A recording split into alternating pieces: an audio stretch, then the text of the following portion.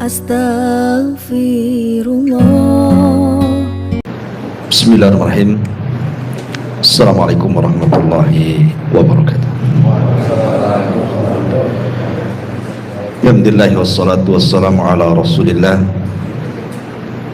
wa ala alihi wa sahbihi wa mawalah wa la hawla wa la quwata illa billahi wa ba'du.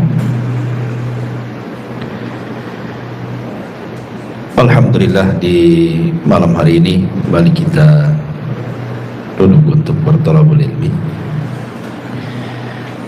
dan kita lanjutkan kajian kita, masih membahas tafsir dari juz amma,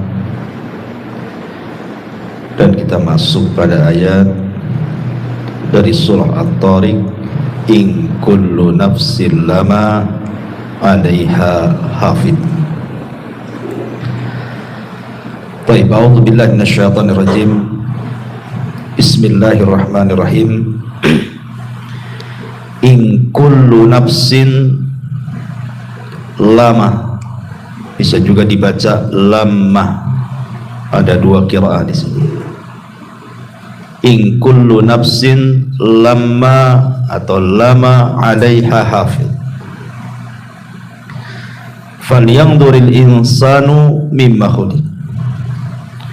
Khuliqa mimma indafi yakhruju min baini sulbi wat tara'ib. In kullu nafsin lama 'alaiha hafid. Setiap orang pasti ada penjaganya.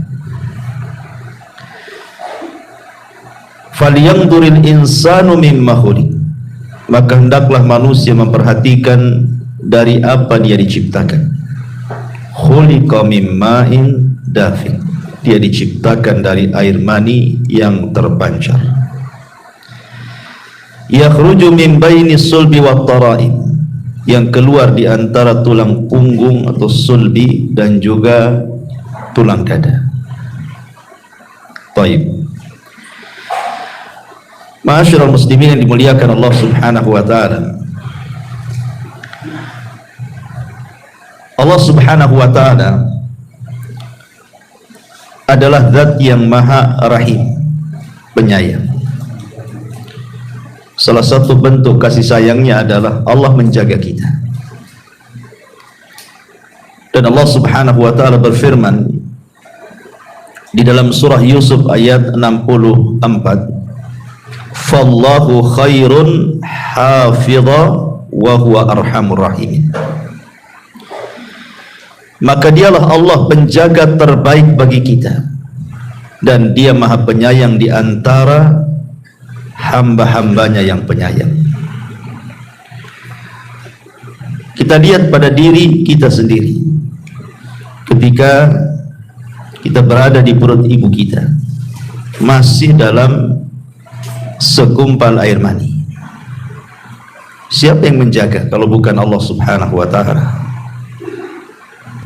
Padahal posisi segumpal mani itu belum kokoh dalam rahim seorang ibu. Makanya kita lihat kalau ada wanita hamil muda, biasanya disuruh untuk istirahat karena akan mudah keguguran, apalagi di bawah usia 4 bulan.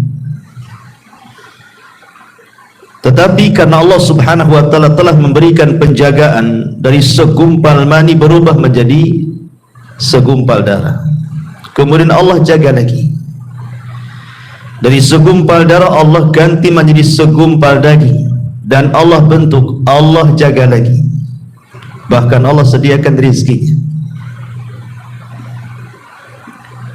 Kemudian setelah dia keluar dari perut ibu, kemudian menjadi bayi, Allah jaga lagi sampai dia menginjak anak-anak, remaja, dewasa, sampai seusia antum ini Allah jaga, diberikan rizki, rumah, tempat tinggal, pekerjaan, dan begitu seterusnya. Siapa yang memberikan penjagaan ini? Allah Subhanahu wa ta'ala. Makanya Allah mengatakan fallahu khairun hafidh. Dialah sebaik-baik penjaga kita. Kalimat hafidh Di dalam ayat ini hafidh itu ada dua macam. Ulama tafsir mengatakan pertama hifdhu ar-riayati wal himayah, dan yang kedua hifdzul muraqabati. Jadi maknanya in kullu nafsin lama 'alaiha hafidh, bahwa setiap manusia, setiap jiwa itu Allah Subhanahu wa taala pastikan ada penjaganya. Yang pertama hifdzur riayah wal himayah, artinya Allah Subhanahu wa taala menjaga kita dalam kondisi apapun dari hal-hal yang kita benci. Seperti umpamanya antum berjalan di jalan raya, harusnya antum ketabrak atau mungkin antum nabrak, tidak jadi ketabrak dan tidak jadi nabrak. Siapa yang menjaga? Allah. Atau antum kemudian harusnya berjalan di sebuah jalan samping parit, harusnya antum jatuh, ataupun antum jatuh betul-betul, tetapi terkadang tidak ada apa-apa, tidak ada luka, tidak ada apa-apa, Allah selamatkan. Siapa yang menjaga? Allah, kan itu.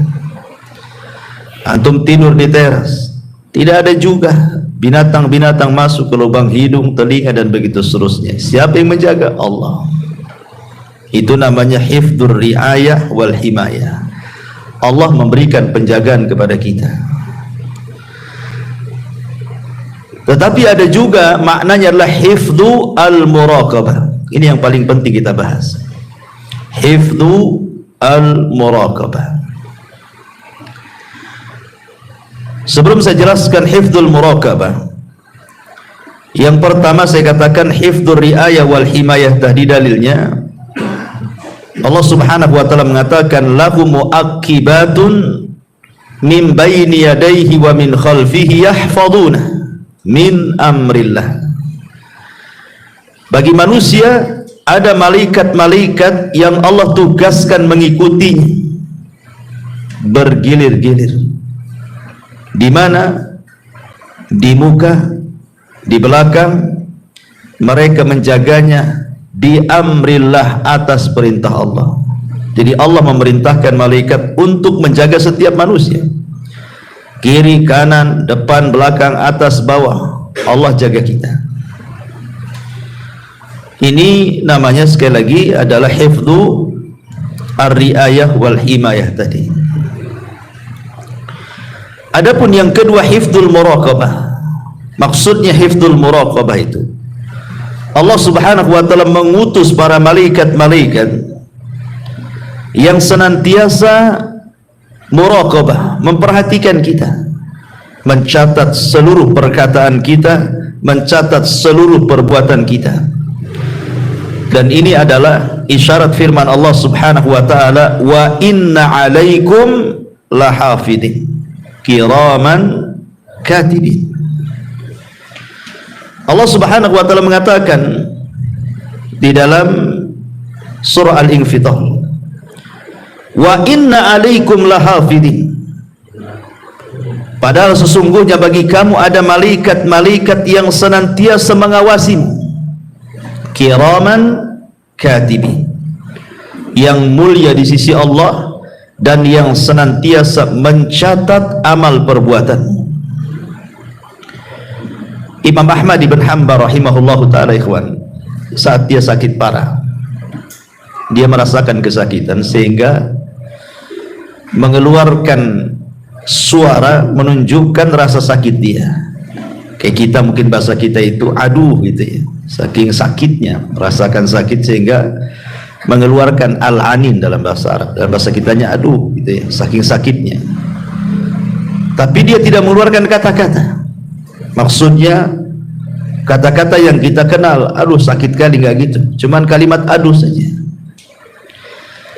Jadi ada muridnya di samping Imam Ahmad itu menasihati Imam Ahmad dan mengatakan, ya Imam, innal anina kaulun wal kaulu yuktab. Wahai Imam, sesungguhnya suara erungan orang sakit itu dianggap kata-kata, dan setiap kata-kata pasti dicatat. Dan Allah mengatakan, wa ma yalfidu min qaulin illa ladaihi raqibun atid. Dan tidaklah ucapan manusia kecuali dicatat oleh raqib dan atid. Langsung terdiam Imam Ahmad. Subhanallah. Ya. Padahal dia merasakan sakit luar biasa. Kalau kita bukan ngarang saja, muring-muring. Gitu ya. Imam Ahmad tidak muring-muring, artinya nggak mengeluarkan kata-kata gitu ya. Hanya adu saja.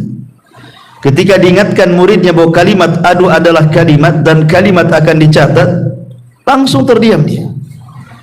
Takut dicatat itu bagian daripada sebuah keburukan. Makanya ma'asyiral muslimin yang dimuliakan Allah Subhanahu wa taala, seseorang itu penting untuk menjaga kata-kata. Karena kalau kita melihat di masyarakat ikhwan, ada kata-kata itu sadar ataupun tidak, entah karena kejahilan atau memang tidak tahu hukumnya, terkadang dia mengucapkan kalimat tanpa sadar bahwa kalimat itu sebenarnya perbuatan dosa. Saya akan contohkan beberapa kalimat-kalimat yang suka dibicarakan di masyarakat. Seperti umpamanya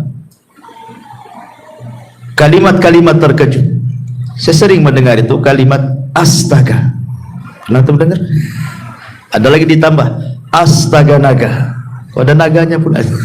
Gitu. Coba. Orang terkejut bilang astaga. Mungkin astagfirullah itu maksudnya gimana itu? Saya sering dengar itu kalimat seperti itu. Ya. Apa maksudnya? Siapa astaga ini? Disebut-sebut pula astaga. Kalau astagfirullah mungkin kan itu ya. Tapi ada juga yang kemudian maksudnya baik, tapi salah meletakkan makna. Contoh umpamanya kalimat subhanallah dengan masya Allah. Ya kan? Subhanallah itu berarti maha suci Allah. Seharusnya diucapkan ketika melihat atau mendengar sebuah keburukan atau hal-hal yang tidak baik. Jadi kalau antum mendengar, melihat hal-hal yang buruk atau tidak baik, ucapkan subhanallah. Ya. Tapi kalau seandainya antum melihat sesuatu yang baik ataupun mendengar sesuatu yang indah, sesuatu yang enak didengar, maka kita akan masya Allah. Jangan Pak ditukar dengan itu. Masyarakat tukar-tukar ya. Kalau lihat yang baik subhanallah katanya. Bukan subhanallah, masya Allah. Mana dalilnya? Suatu ketika Nabi SAW mendekati Abu Hurairah radhiyallahu an. Abu Hurairah ini lagi junub, ya. Dan dia tidak mau ke majelis Nabi, malah menjauh, pergi gitu. Jadi oleh Nabi SAW dipanggil, ada apa engkau wahai menjauh wahai Abu Hurairah? Kenapa engkau menjauh dariku? Kata Abu Hurairah. Kata Nabi SAW. Kata Abu Hurairah, saya sedang junub wahai Rasul. Saya sedang junub wahai Rasul. Apa kata Rasul? Subhanallah, innal mu'min la yanjus. Wahai Abu Hurairah, subhanallah, maha suci Allah, seorang mukmin itu tidak najis. Kan Rasul melihat sesuatu yang tidak suka, Abu Hurairah pergi kan. Rasul mengatakan subhanallah, ya kan, artinya sesuatu yang kita tidak suka melihatnya atau mendengar sesuatu yang tidak suka, ucapan subhanallah. Tetapi kalau kita melihat sesuatu yang indah, pemandangan yang indah, antum lihat rumah antum yang indah, masuk kebun antum kok indah sekali, melihat kendaraan antum yang indah, maka Allah Subhanahu wa taala mengatakan dalam surah Al-Kahfi 39, walaula iddakhalta jannataka qulta ma sya Allah la quwwata illa billah in tarani ana aqallu minka malan wa azzu nafara, malan wa walada wa azzu nafara. Dan mengapa ketika engkau memasuki kebunmu tidak mengucapkan masya Allah, la quwwata illa billah, sungguh atas kehendak Allah semua ini terwujud, ya. Tidak ada kekuatan kecuali atas pertolongan Allah, sekalipun engkau anggap harta dan keturunanmu lebih sedikit daripada diri. Keturunanku lebih sedikit daripada dirimu. Ini kan juga salah letak juga kan itu. Tapi oke lah, mungkin karena tidak paham. Kadang orang tertukar-tukar nih antara subhanallah dengan masya Allah. Tapi yang lebih parah tadi, ucapan astaga itu apa coba? Apa artinya astaga itu? Siapa yang tahu? Itu bahasa apa astaga itu? Apalagi ada naganya lagi ya, astaga naga. Tak tahu lah ada naganya. Udah naga-naga itu dah agama-agama gak jelas ya. Mungkin nyembah naga dia. Tapi yang jelas bahwa kalimat-kalimat ini kan tidak boleh. Kalau memang kita terkejut, lihat terkejutnya. Kalau terkejutnya melihat sesuatu yang tidak suka, ucapkan subhanallah. Kalau terkejutnya melihat suka karena tiba-tiba ada uang banyak depan, masya Allah, alhamdulillah, kan gitu ya. Itu harusnya kalau terkejut-kejut, bukan astaga, kan masalah ya. Atau umpamanya contoh yang lain ya, umpamanya kita melihat seseorang yang Allah berikan nikmat, entah pekerjaannya bagus, kemudian juga diberikan harta yang banyak, rumahnya bagus, kendaraannya bagus, kaya ya, atau mungkin dapat jabatan ya. Terkadang ada orang itu yang mungkin hasad sehingga terkeluar kalimat, orang kayak gitu kok bisa kaya itu. Orang kayak gitu kok bisa kaya itu. Dari mana dia itu? Hanya punya tuyul lah. Jadi kalimat orang kayak gitu kok bisa kaya ya, nggak pantas, dan begitu seterusnya. Ini tidak bisa, kalimat seperti itu tak boleh.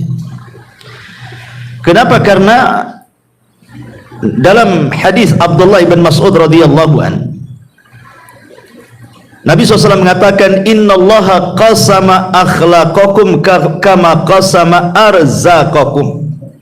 Allah subhanahu wa ta'ala sudah membagi akhlak kalian itu seperti membagi rizki kepada kalian. Kita kan tidak tahu urusan orang, entah dia punya pekerjaan, entah apa, kan kita tidak tahu, nggak ada urusan, dan kita juga tidak boleh ngurus orang. Makanya Al-Imam Ibnu Katsir rahimahullah ta'ala ketika memberikan catatan kepada surah Asy-Syura ayat 27, walau basatallahu rizqa li ibadi la baghaw fil ardi walakin yunazzilu biqadari ma yasha innahu bi ibadihi khabirun basir. Kalau Allah subhanahu wa ta'ala membentangkan rizki pada hamba-hambanya, terkadang ada sebagian hamba itu melampaui batas di bumi, tetapi Allah subhanahu wa ta'ala terkadang memberikan sesuai dengan kadar yang bisa dipikul hambanya sesuai dengan kehendaknya. Ada hadis kursi yang mengatakan, inna min ibadi, sesungguhnya di antara hamba-hambaku, laman la yasluhu illal ghani, memang dia tidak pantas kecuali jadi orang kaya. Walau afqartuhu la fasada, kalau seandainya aku miskinkan dia, rusak dia. Tetapi ada hamba-hambaku itu la yasluhu illal faqr, tidak layak kecuali dia memang harusnya jadi orang fakir aja, tidak bisa kaya dia. Kenapa? Lau agnaituhu, kalau seandainya aku berikan kekayaan, tentu dia akan rusak agamanya. Jadi kaya miskin itu kan urusan Allah, berhasil atau tidak itu urusan Allah. Jangan ngurus keberhasilan orang gitu dengan mengeluarkan kata-kata seperti itu. Ada pantas dia di situ. Orang kayak gitu kok bisa kaya, orang kayak gitu kok bisa jadi ini, itu urusan dia, tidak perlu ngurus orang ya. Karena kalimat-kalimat seperti ini bertentangan gitu ya, tidak boleh.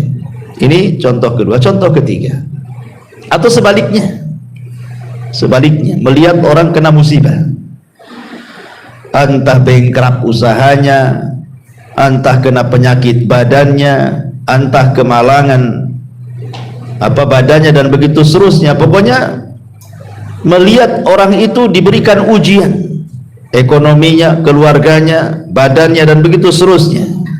Dengan kematian, dengan kekayaan, dengan dengan kefakiran, dengan gulung tikar usahanya dan lain-lain. Tiba-tiba kemudian kita nyeletu gitu kan. Kasihan ya. Sering kita ngomong bilang kasihan sama orang, kasihan kali dia gitu. Ikhwan, antum harus paham bahwa Allah memberikan musibah itu karena ada beberapa sebab. Salah satu penyebabnya adalah untuk mengangkat derajat. Masa orang mengangkat derajat bilang kasihan? Hah? Sedang diangkat derajat tentu bilang kasihan. Jadi kalau bisa nggak usah diangkat derajatnya gitu. Tapi segitu derajatnya kan. Nggak begitu. Bisa saja Allah sedang mengangkat derajatnya. Makanya dalam sebuah hadis Rasul mengatakan, ma yusibul mu'min min syaukatin fama fawqaha illa rafa'ahu Allahu biha darajat. Tidaklah seorang hamba diberikan ujian walaupun hanya satu tusuk duri di kakinya, boleh jadi Allah sedang mengangkat derajatnya. Antum bilang kasihan? Harusnya antum bilang ya inna lillahi wa inna ilaihi raji'un. Idza asabathum musibatun qalu inna lillahi wa inna ilaihi raji'un, kan itu kan bahasa. Ya. Jadi lihat, atau mungkin dalam bentuk teguran. Mungkin dia melakukan dosa, Allah tegur supaya dia tobat. Masa antum bilang kasihan? Biar dia enggak tobat-tobat gitu. Jadi lihat ya, ini kan bahasa-bahasa ini kadang-kadang enggak dikontrol gitu ini. Apakah bahasa ini menentang dalil ataukah tidak? Ya. Atau contoh lainnya seperti orang yang mencela zaman, mencela waktu. Kan sering di masyarakat itu orang yang mencela waktu. Ya wajar, zaman ini zaman edan kan itu. Oh, masa zaman di edan kan? Orang yang edan bukan zamannya. Dari dulu zaman itu ya kayak gini saja. Terbit matahari, terbenam dan gitu seterusnya. Jadi ada orang-orang itu yang mudah mencela waktu. Padahal Nabi SAW mengatakan dalam sebuah hadis, la tasubbud dahra fa innama ana dahrun. Jangan mencela waktu, karena akulah yang membolak-balikan waktu. Tidak boleh ya. Ataupun contoh yang lain, ucapan mengandai-ngandai itu paling banyak di masyarakat. Ucapan mengandai-ngandai itu, andai anakku tidak keluar gak ketabrak dia katanya. Ya. Coba andai saya nggak jalan ke sini, jalan ke sebelah sana, nggak lah terperosok ke parit katanya. Kalau seandainya bukan karena dokter ini, wah sudah dioperasi saya ini. Macam-macam kan mengandai-andai di masyarakat itu nggak boleh. Karena Nabi SAW mengatakan al-mu'minul qawi khairun wa ahabbu ilallah minal mu'minidh dhaif. Wa fi kulli khairun ihris ala ma yanfa'uka wasta'in billah wa la ta'jaz wa in asabaka syai'un fala taqul law anni fa'altu kadza lakana kadza walakin qul qaddarallah wa ma syaa fa'al fa inna law taftahu amal syaitan. Kata Nabi SAW, mukmin yang kuat itu lebih saya cintai dibandingkan mukmin yang lemah. Dan pada tiap-tiap sesuatu itu ada kebaikannya. Maka ambillah dengan semangatmu apa yang bisa bermanfaat untuk dirimu, kemudian tambatkan pertolongan kepada Allah. Jangan lemah. Dan apabila musibah menimpamu, jangan mengatakan kalau seandainya aku tidak melakukan ini tentu tidak terjadi itu. Karena kalimat seandainya, andai-andai itu adalah membuka pintu syaitan, kata Rasul. Tidak boleh andai gitu, andai gini ya. Jadi kalimat andai-andai itu tidak benar, tapi yang betul katakan mas qaddarallahu wa masya afa'al. Ya ini sudah takdirlah, memang anak saya meninggal hari ini, bukan karena hari ini keluar. Seandainya tidak keluar sekalipun, kalau memang hari itu sudah takdirnya, pasti dia mati di rumahnya. Memang sudah jadwalnya dia, sudah antrian dia kan itu. Kan keluar itu sebab saja, matinya tetap hari itu juga gitu maksudnya. Jadi tidak bisa diandai-andai itu, karena ini kalimat-kalimat yang menunjukkan apa? Penolakan takdir. Nah, ini bahaya, menolak takdir itu. Ya. Atau contoh yang lain, pamannya ucapan mencela penyakit. Ada orang yang mencela penyakit di zaman Rasul. Ada seorang wanita namanya Ummu As-Sa'ib radhiyallahu anha. Ummu Sa'ib ini karena sakit kepala, diikat pula kepalanya dengan tali. Zaman dulu gitu, karena belum ada bodrek mungkin. Jadi ikatlah kepalanya supaya mengurangi rasa sakit kepala tuh. Rasul mengatakan, malaka ya Ummu Sa'ib, apa itu kepalamu wahai Ummu Sa'ib? Tiba-tiba Ummu Sa'ib mengatakan di hadapan Rasul sallallahu alaihi wasallam, al-humma la barakallahu fi. Demam wahai Rasul, kepalaku sakit, semoga Allah tidak berkahi, katanya. Maka Rasul mengatakan, la tasubbil humma, jangan kau cela penyakit demam. Fa innaha tadhhabu khotoya bani Adam kama yadhhabul kiru khabathal hadid. Boleh jadi demammu itu bisa mengurangi dosamu. Nah, gitu ya. Jangan dicela penyakit itu. Ini karena banyak orang-orang yang mencela penyakit. Kemudian juga merubah-rubah nama-nama Allah yang sudah jelas-jelas itu ismul nama-nama yang agung. Di masyarakat paling banyak tuh. Abdurrahman dibilang Maman, Abdullah dibilang Dullah, kan itu. Apalagi itu masa coba, nggak boleh. Nama Allah itu jangan dimain-mainkan. Kalau Abdurrahman, ya Abdurrahman, ngomong seperti itu. Ya Abdullah, Maman, Maman pula. Abdurrahman jadi Maman, coba kan. Ada nama Allah namanya Maman? Nggak ada. Masa Abdullah jadi Dullah? Kalau Dul. Jadi nggak boleh kita ini, itu tidak ikhtiram, su'ul adab namanya, ikhwan. Su'ul adab kepada Allah Subhanahu wa taala. Maka dalam kitab tauhid karya Syekh Muhammad bin Abdul Wahab ada bab namanya bab ihtiram bi asma'illah, menghargai nama-nama Allah Subhanahu wa taala. Jangan itu. Di zaman Rasul itu ada orang namanya Abu Syurai. Kerjaannya tukang mengislah orang. Tukang di kabilahnya itu, pokoknya kalau ada orang berselisih datang didamaikan. Ya, namanya Hani ibn Kindi. Tetapi karena dia pandai mendamaikan orang, akhirnya orang-orang menyebutnya Abul Hakam. Hakam itu artinya yang pandai memutuskan perkara. Padahal namanya Hani. Jadi orang menggelari dia sebagai Abul Hakam, bapak pemutus perkara. Jadi dia datang kepada Nabi SAW dan mengatakan, ya Rasulullah, sungguhnya kaumku kalau berselisih mereka datang kepadaku, dan aku berhasil dengan hukum yang aku terapkan, mereka berdamai, kebanyakan damai. Kata Rasulullah, ma ahsana hada, alangkah indahnya perbuatan kamu. Tetapi orang ini mengatakan, kaumku menyebutnya Abul Hakam. Nah, Rasul mulai gak enak tuh. Kata Rasul, kamu punya anak berapa? 3. Siapa nama anakmu? Pertama Syuraih, yang kedua Muslim, yang ketiga Abdullah. Maka Rasul mengatakan, anta Abu Syuraih, kamu Abu Syuraih, bukan Abul Hakam. Kan itu diganti sama Nabi. Ya. Kenapa demikian? Karena hakam itu milik Allah. Innallaha hakamun wa ilaihil hukmu. Allah itu hakam, semua hukum kembali kepada Allah.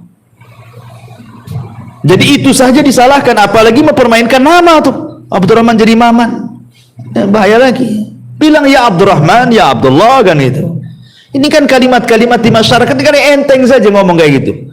Anda sedang tidak beradab dengan Allah tuh. Hati-hati, dicatat setiap ucapan kita itu. Ya. Atau ada sebagian, ya mungkin praktisi-praktisi kesehatan, dokter-dokter yang lainnya, ya kadang-kadang lagi ngobati pasien gitu kan. Ya mudah-mudahan kami upayakan, sisanya kita kembalikan kepada Allah. Masa Allah dikasih sisa pula. Sisanya kepada Allah kan. Ya kami upayakan lah, mudah-mudahan sembuh. Ya sisanya kepada Allah katanya. Saya dengar kalimat kayak gini. Ikhwan, ya. Masa Allah dikasih sisa? Nggak bisa. Karena Allah Subhanahu wa taala mengatakan dalam Al-Qur'an, "Qul innal amra kullahu lillah." Semua urusan itu milik Allah dari awal sampai akhir, bukan urusan kita. Kalau mungkin bahasanya ya kami usahakan, tapi semua ini tergantung Allah. Itu mungkin agak benar bahasanya. Tapi kalau disisain itu, itu nggak benar tuh kalimat sisa. Sisanya saya kembalikan kepada Allah. Saya seolah-olah apa? Dia yang banyak, Allah yang sisa, kan itu ya. Ini kan soal adab juga ya, nggak boleh ngomong begitu. Dicatat tuh malaikat raqib atid. Ya. Atau umpamanya kalimat yang lain juga seperti di zaman Rasul ada orang yang datang kepada Rasul, Masya Allah wa sya'a wa syi'ta, Masya Allah wa syi'ta, atas kehendak Allah dan kamu. Kata Rasul, jangan, kalimat itu tidak benar. Katakan Masya Allah wahdah, katakan atas kehendak Allah saja, jangan bawa-bawa aku, katanya. Dan ini kalimat yang paling afdal. Sekalipun harus bawa orang, jangan pakai dan, jangan pakai waw, tetapi kalimat summa kemudian. Kalau bukan karena Allah kemudian, itu nggak apa-apa. Yang lebih parahnya, Allah sudah tidak dibawa-bawa, orang lain, makhluk Allah pula yang dibawa.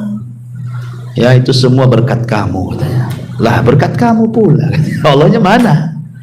Ya, harusnya ini semua berkat Allah kemudian kamu, kan itu. Ya, ini semua karena kamu juga. Nggak boleh kalimat seperti itu. Itu syirik asghar. Walaupun hatinya yakin Allah semua berkehendak, tapi dalam Islam itu ucapan orang dijaga. Ya, wa in kullu nafsin lama 'alaiha hafid. Ada penjaganya, ada yang catat loh. Jangan sembarang ngomong itu. Makanya ada hadis Nabi SAW mengatakan, wa innal 'abda la yatakallamu bil kalimati la yulqilaha balan min sakhatillah yahwi sahibuha fi nari jahannam ab'ad ma bainal masyriqi wal maghrib. Ada seorang hamba itu, ikhwan, kata Nabi, mengucapkan satu kalimat tanpa sadar diucapkan, tanpa sadar, seperti orang yang latah itu kan tanpa sadar tuh, kaget jangkrik katanya. Orang kaget kok ngomong jangkrik atau ngomong apa. Kadang-kadang yang kotor ada juga tuh. Saya pernah mendengar tuh orang kaget, yang diucapkan itu naudzubillah kemaluan orang, diucapkan pula itu lagi. Setiap dia kaget itu pula yang diucapkan. Lihat, kata Nabi, terkadang ada seorang hamba mengucapkan satu kalimat tanpa sadar. Nah, itulah orang kaget itu nggak sadar tuh. Toto ngomong saja kan. Rupanya kalimat itu membuat Allah murka. Apa yang terjadi? Cukup dengan satu kalimat itu Allah masukkan ke dalam jahanam yang jauhnya lebih jauh dibandingkan jarak barat dan timur. Ngeri kan? Makanya hati-hati dalam mengucapkan kalimat ini. Atau mungkin di masyarakat juga ada yang ngomong gini, saya haramkan dia nginjak rumahku, katanya. Mungkin berselisih, awas saja, saya haramkan, tidak boleh nginjak lagi di rumah saya, katanya. Nah, bisa ikhwan antum haram-haramkan. Haram halal itu urusan Allah. Kecuali antum melihat dosa. Ada orang berbuat riba, berbuat maksiat, haram, akhirnya tidak boleh. Tidak apa-apa, karena memang riba ya Allah yang haramkan, zina Allah yang haramkan, ghibah Allah yang haramkan. Kalau jelas kan. Lah antum berselisih, antum ngomong saya haramkan dia masuk ke rumah saya.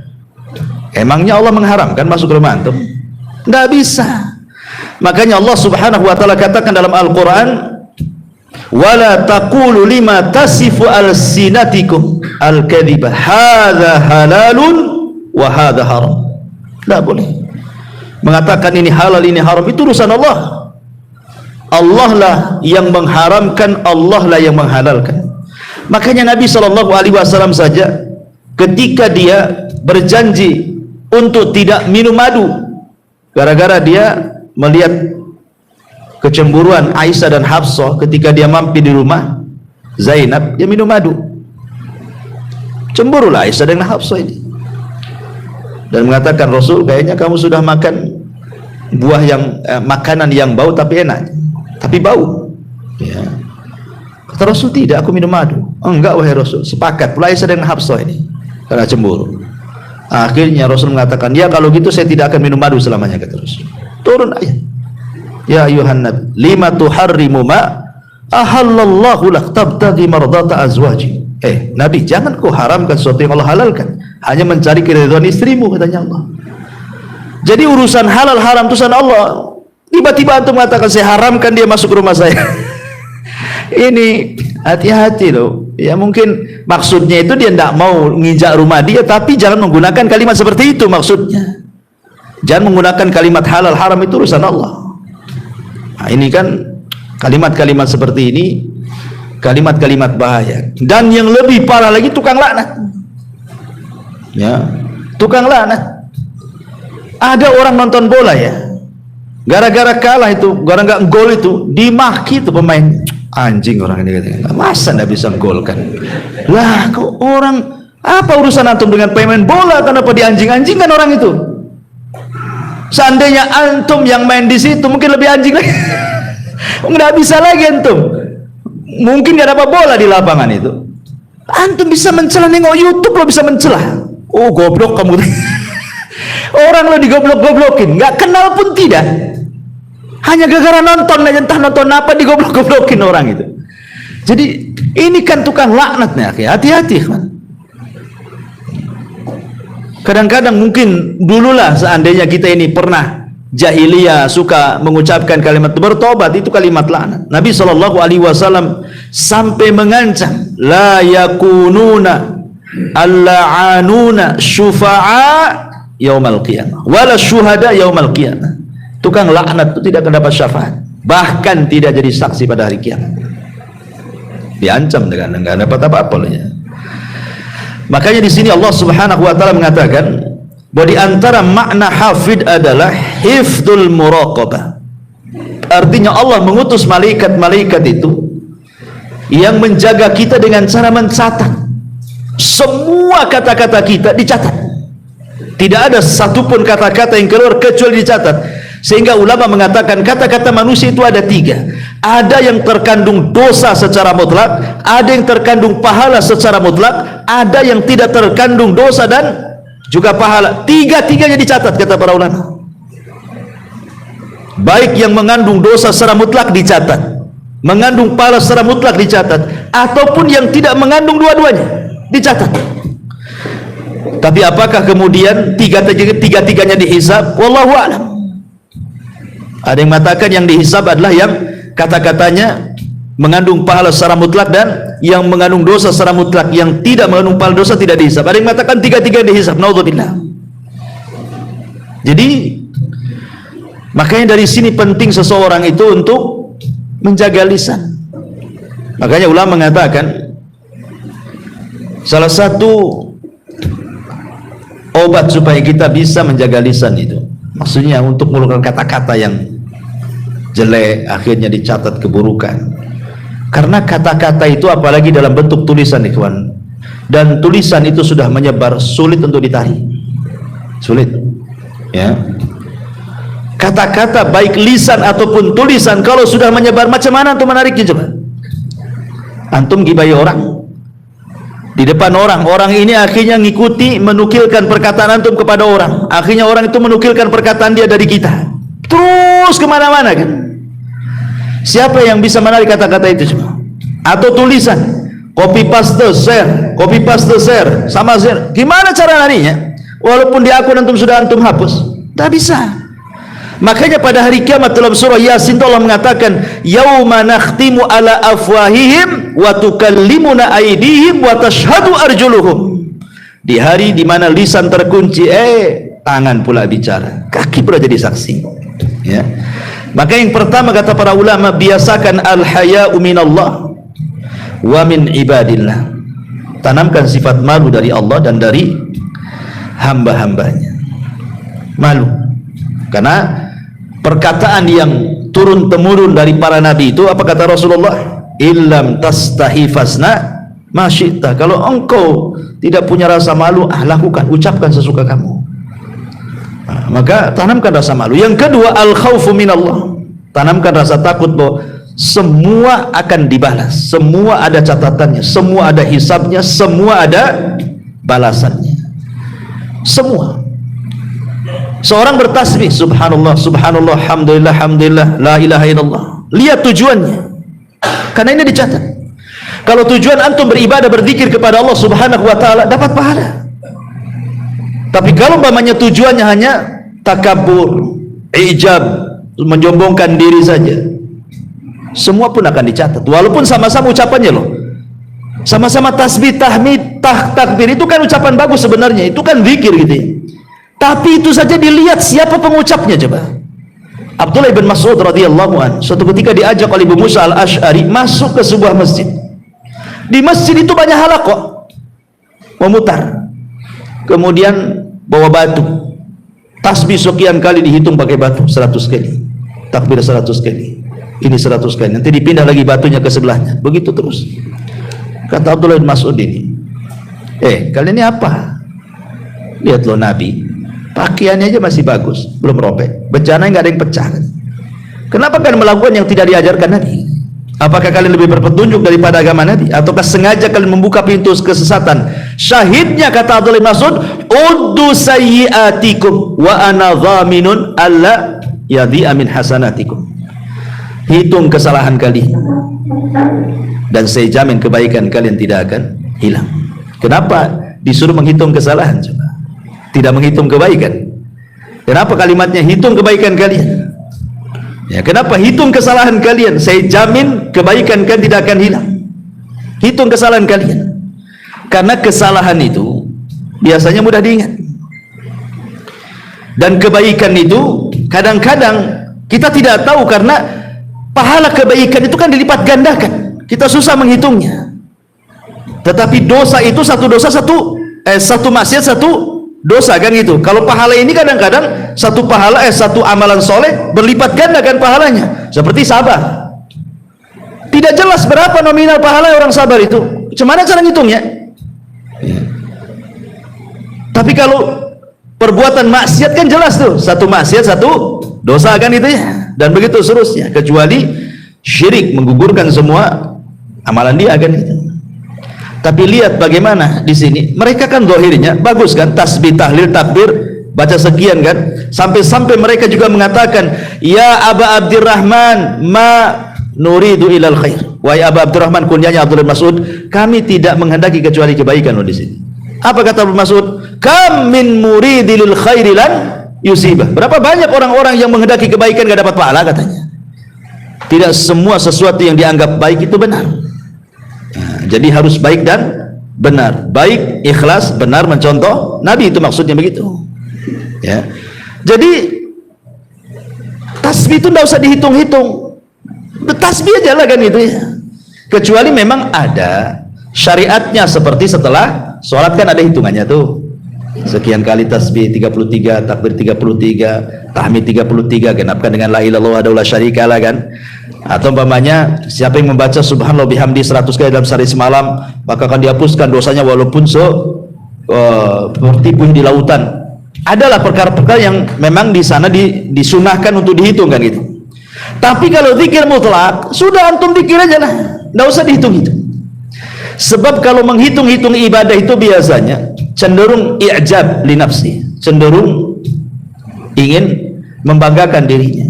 Saya sudah sholat sekian kali, saya sudah puasa sekian kali, sudah haji, sudah sedekah sekian. Kalau orang menghitung itu cenderung seperti itu. Tapi kalau orang tidak menghitung, ya sudahlah, tidak tahu berapa lah saya tasbih itu berapa kali, nggak tahu saya mau bangga dengan apa kan itu. Karena Allah itu hanya melihat hati bukan bilangan. Allah itu hanya melihat hati bukan bilangan. Ya. Tetapi syahidnya di sini, walaupun ucapannya sama, tasbih, tahlil, takbir, dicatat juga kan. Tapi tidak satu catatan, lihat kepada niat kan. Kalau niatnya hanya untuk i'jab saja, membanggakan diri, lain catatannya. Kalau memang untuk ibadah betul-betul ikhlas mencontoh Nabi, lain pula catatannya. Kenapa? Karena Allah mengatakan wa man ya'mal mithqala dzarratin khairan yara wa man ya'mal mithqala dzarratin syarran yara. Lihat di situ, ada yang baik, ada yang jelek. Walaupun itu zahirnya nampak zikir, apalagi bukan daripada itu. Seperti yang contohkan tadi, ucapan-ucapan di masyarakat itu.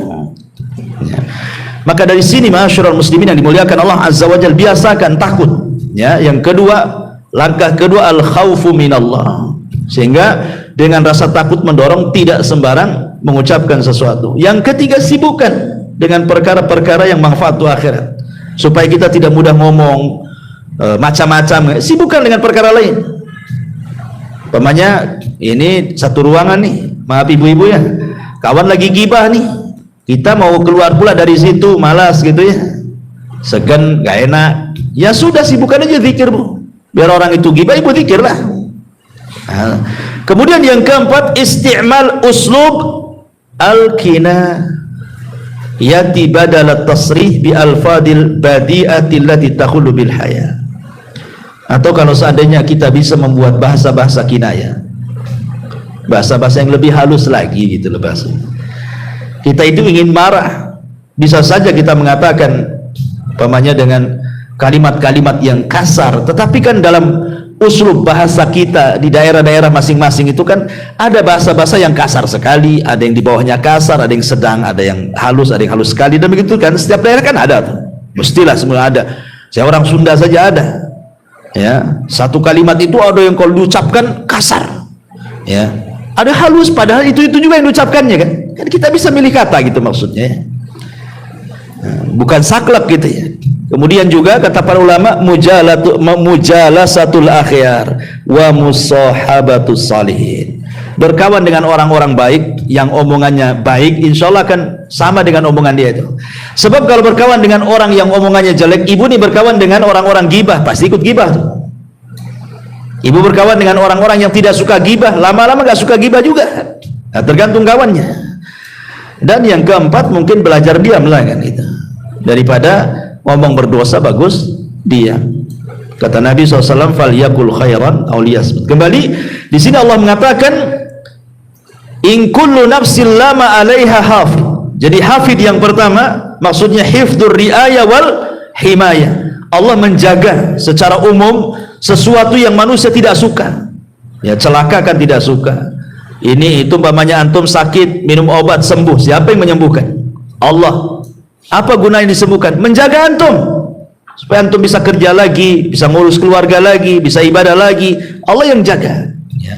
Atau hifdzul muraqabah, Allah utus malaikat-malaikat itu yang betul-betul mengawasi kita. Wa inna alaikum lahafidin.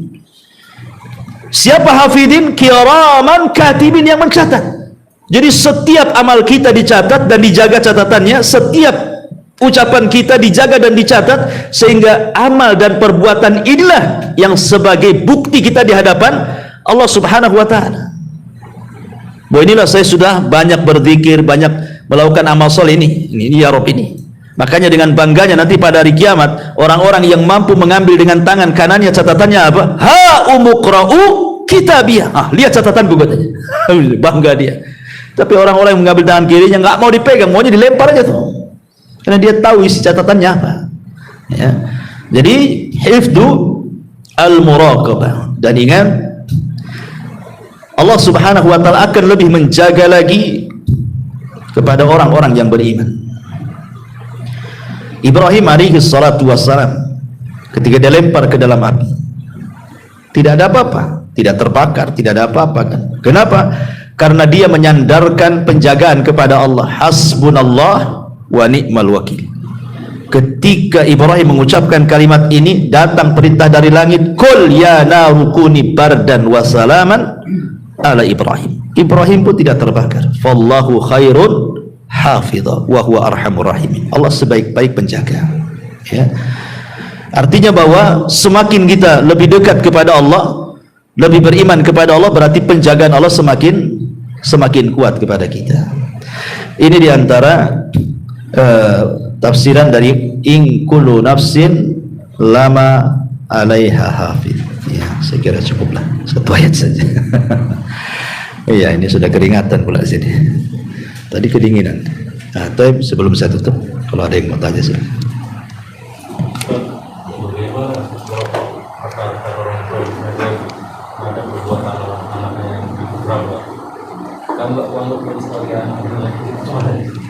Nggak boleh.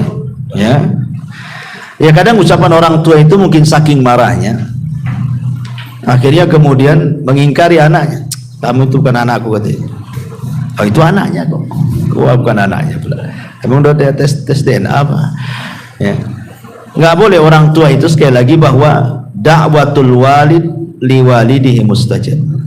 Doa orang tua kepada anak itu mustajab. Ingat cerita Jures. Dia sedang sholat sunnah, bukan sedang kerja, bukan karena nakal. Dia sedang sholat sunnah, dipanggil sama ibunya. Akhirnya tak mau pula dia datang kepada panggilan ibunya. Alasannya apa? Pusing Jures, saya lagi sholat nih. Ini hak Allah. Satu sisi ibu pula manggil, ada pula hak orang tua. Nimbang, nggak benar lah, hak Allah lebih saya utamakan. Tetap dia sholat, padahal secara hukum dibatalkan sholatnya karena panggilan orang tua itu wajib, sholat sunnahnya sunnah sana. Sunnah saja kan, al wajib lebih dahulukan dibandingkan yang sunnah kan itu. Tapi jurais karena dia tidak tahu ilmunya, sampai ibadah terus karena jurais itu sholat terus dia, tidak berhenti sholatnya. Akhirnya lain waktu ibunya manggil sholat lagi, tetap aja dia dengan sholatnya. Kesempatan lain sholat lagi, dipanggil lagi, marahlah ibunya. Akhirnya ibunya berdoa, ya Allah jangan kau wafatkan anakku si Jurais sampai kau pertemukan dengan pelacur, katanya. Terlontar kalimat seperti itu. Wah, ya, zalim kepada orang saja, menyakiti orang, kalau dia sampai berdoa kepada Allah mustajab, apalagi sama orang tua. Sampai seorang saya bercerita, ada seorang dokter ini paling hebat di mustasfa, di rumah sakit itu udah paling hebat, sudah mengeluarkan karya-karya, pokoknya ilmunya paling hebat lah di rumah sakit di antara rekan-rekannya itu, sehingga dia sombong. Akhirnya kemudian dia suka menyakiti hati rekannya dengan kalimat-kalimat yang kasar. Akhirnya rekan ini merasa sakit hati. Tiba-tiba dia berdoa kepada Allah Azza wa Jalla, orang yang disakiti ini. Tengah malam, sepertiga malam dia menengadahkan tangan ke, ya Allah, sebagaimana kau berikan dokter itu kecerdasan karena kedua matanya. Kan orang cerdas karena banyak baca kan itu. Sebagaimana kau berikan kecerdasan kepada dokter itu dengan kedua matanya, ya Allah butakan matanya. Akhirnya Allah mustajab doanya. Beberapa waktu kemudian entah kenapa matanya sakit, kemudian diobati sampai dioperasi gak tertolong, buta lah mata dokter itu, buta. Ini doa mustajab kan, orang yang zalim. Akhirnya pulang buta. Awalnya istrinya yang mau merawat dia, namanya suaminya, sehari, 2 hari, setahun, 2 tahun, 3 tahun, 4 tahun, lama-lama bosan juga istrinya, apalagi uangnya habis karena untuk perawatan suaminya. Buta, orang buta nggak bisa kemana-mana ya. Akhirnya kemudian istrinya mulai datang setan ngasih was-was, disuruh dibuang ke panti jompo, sudah tua, dibuang ke panti jompo suami yang buta. Akhirnya udah lama-lama di panti jompo, minta cerai, habis dunianya. Jadi suatu ketika dia sedang berjalan, ketemulah rekan sesama dokter. Zaman dulu dia masih di atas angin itu. Kemudian rekan dokternya mengatakan, wahai dok, kira-kira kalau seandainya Allah berikan sesuatu kepadamu, apa yang kau hayalkan?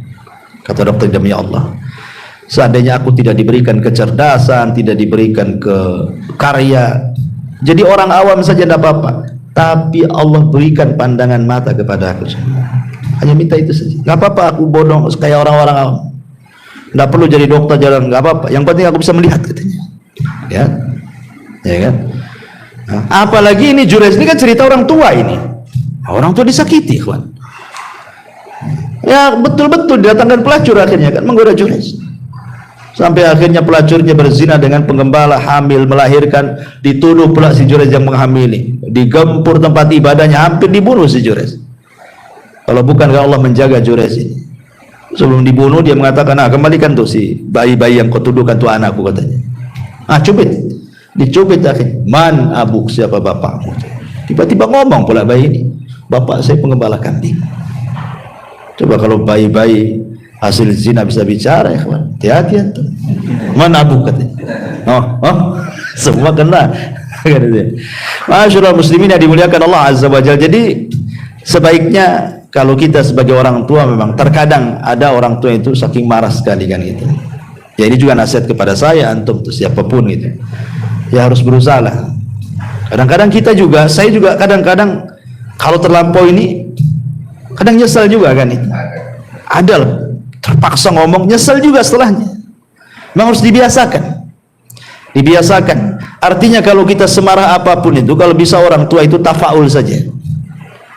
Tafaul itu maksudnya ucapkan kalimat baik, mudah-mudahan bisa membalik 180 derajat anak kita. Tafaul. Anak itu nakalnya luar biasa. Secara logika susah dia sadar. Apalagi anak tanggung-tanggung tuh biasanya tuh, nakal-nakal tuh. Anak SMP tanggung-tanggung tuh yang kurang ajar biasanya. Gitu ya. Tafaul saja, mudah-mudahan dengan tafaul itu Allah robah 180 derajat. Yang kita anggap mustahil anak kita bisa berubah, tapi Allah bisa memungkinkan. Betapa banyak kok anak-anak nakal berubah, akhirnya dia pula anak yang berbuat baik sama orang tuanya. Al-tafaul itu maksudnya kalau dia nakal, ucapkan kalimat doa seperti yang dilakukan ibunya Sudes, ya. Ketika Imam Sudes dulu mau nakal, disebutkan dalam biografinya, daripada kau nakal Sudes, kau masuk ke haram, mau jadi imam di sana, kau jadi imam. Ya.